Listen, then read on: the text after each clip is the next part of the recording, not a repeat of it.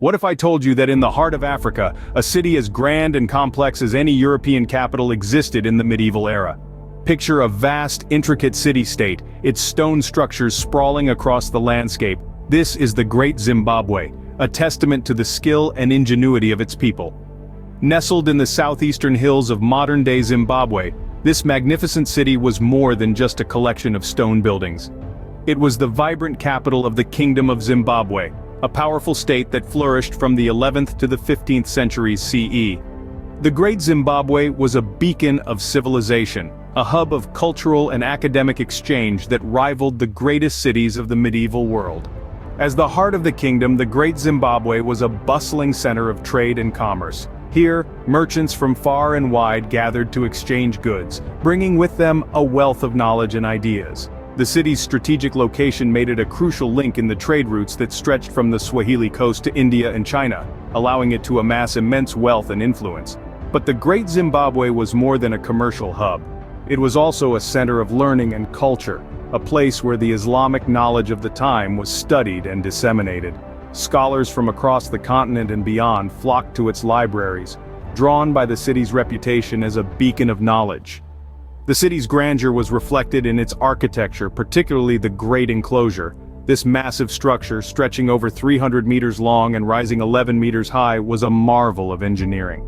Thought to have been the royal palace, it was also a place of worship, symbolizing the dual role of the monarch as both political leader and spiritual guide.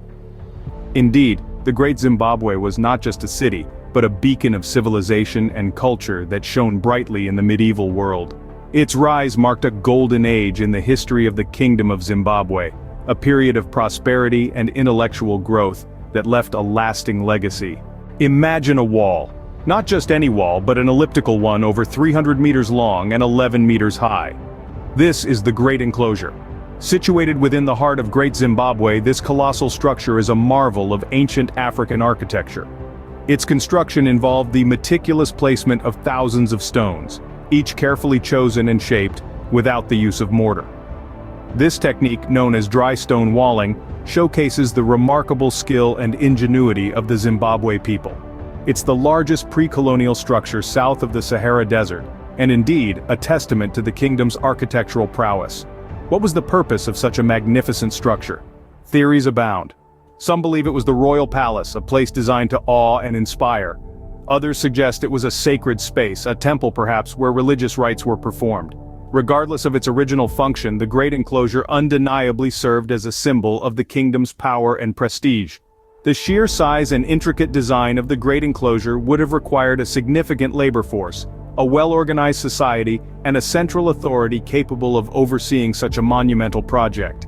It stands as a testament to the social complexity and political sophistication of the Kingdom of Zimbabwe during its zenith. Moreover, the Great Enclosure is more than just a symbol of political and religious power. It also reflects the economic prosperity of the kingdom. The resources required to build and maintain such a structure would have been considerable, indicating a wealthy society, possibly fueled by the lucrative gold trade that the kingdom was known for. So, as we gaze upon the towering walls of the Great Enclosure, we are not just witnessing a marvel of ancient engineering. We are peering into the past, catching a glimpse of a once thriving civilization, shaped by religious beliefs, political power, and economic prosperity. The Great Enclosure, a testament to the grandeur of a kingdom long gone. In the ruins of this great city, a soapstone carving of a bird was found. This wasn't just any bird, but the Zimbabwe bird. In the grandeur of Great Zimbabwe, amidst its towering walls and ancient structures, a humble stone carving would emerge to become a national icon. The Zimbabwe bird, discovered in the 19th century, was not just a mere artifact. It was a symbol of power, of prestige, and of a kingdom that once stood tall. Crafted from soapstone, a material abundant in the region, this bird is believed to have held significant importance to the Kingdom of Zimbabwe. The bird, with its majestic stance and detailed craftsmanship, was likely a symbol of the kingdom's rulers. Its form, a blend of human and bird features, echoes the Shona mythology, where birds are often seen as divine messengers or spiritual intermediaries. This intricate symbol was not just a testament to the artistic skills of its creators, but also a reflection of the spiritual and political beliefs of the kingdom. This soapstone bird, sitting on a pedestal, would eventually find its way from the ruins of the Great Zimbabwe to the national emblem of present-day Zimbabwe. A symbol of a once thriving kingdom, it now represents the nation's cultural heritage, its resilience, and its undying spirit. The Zimbabwe bird, as it is known today, graces the country's flag, its currency, and is a central figure in national ceremonies. The bird, standing tall and proud, is a reminder of the kingdom's golden era, an era of prosperity, of international trade, and of architectural marvels. It also represents the aspirations of a nation that, like the bird, strives to soar high, overcoming the challenges of the present while carrying its rich past with it. The Zimbabwe bird, a symbol that transcends time, connects the past with the present, the spiritual with the political, and the local with the global. It is a symbol that embodies the essence of Zimbabwe, its people, and its history. The Zimbabwe bird, a symbol of the kingdom's power and prestige, still resonates with us today. Gold, the universal symbol of wealth, was the lifeblood of the Kingdom of Zimbabwe. This vast and prosperous kingdom was a pivotal player in the global trade of gold. Its mines yielded an abundance of this precious metal, which was skillfully extracted and worked by the Zimbabwean people. The gold from these mines was not only a source of immense wealth, but also a symbol of the kingdom's power and prestige. The Kingdom of Zimbabwe's reach in the gold trade was truly global. Its merchants, skilled negotiators, and shrewd businessmen forged trade links with regions as far-reaching as the Swahili Coast, India, and China. These connections formed an intricate web of commerce that stretched across continents, making the Kingdom of Zimbabwe a central hub in the global gold trade. Gold flowed in and out of the kingdom, exchanged for exotic goods and commodities from across the world. This brought an influx of wealth that was unparalleled, and with it, an increase in the kingdom's power and influence. The gold trade was not just about wealth accumulation. It was a testament to the kingdom's economic prowess and diplomatic aptitude. The gold trade also had a profound impact on the kingdom's society and culture. It led to the rise of a wealthy elite class who displayed their status through elaborate gold ornaments and jewelry. Gold became a part of religious rituals and ceremonies, further cementing its importance in the kingdom's cultural fabric. However, the prosperity brought by the gold trade was a double-edged sword. While it enriched the kingdom and elevated its status, it also attracted the attention of foreign powers. The Portuguese, drawn by the allure of gold, began to exert their influence in the region, setting the stage for the eventual decline of the Great Zimbabwe. Gold, the gleaming beacon that drew traders from near and far, was the linchpin of Zimbabwe's prosperity.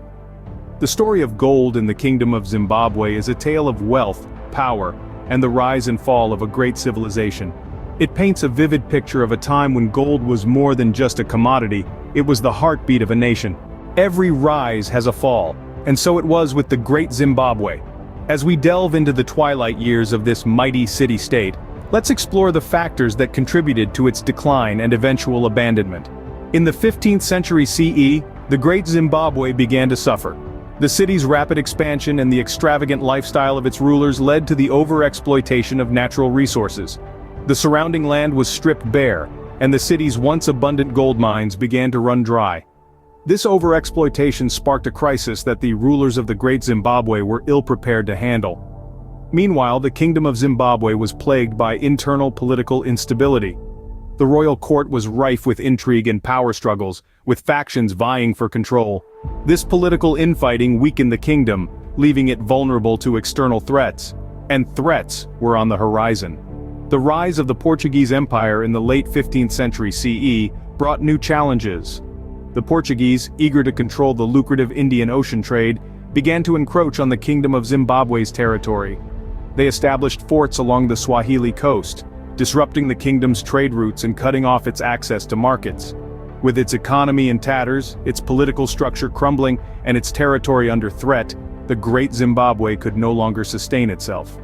The city was gradually abandoned, its once bustling streets falling silent, its magnificent structures left to the mercy of the elements. The Great Zimbabwe, once a symbol of power and sophistication, eventually succumbed to the inexorable march of time. But let us not forget, this city-state was once a beacon of African civilization, a testament to the skill and ingenuity of its people. Its ruins stand as a poignant reminder of a golden era, when Africa was a continent of great cities and mighty kingdoms.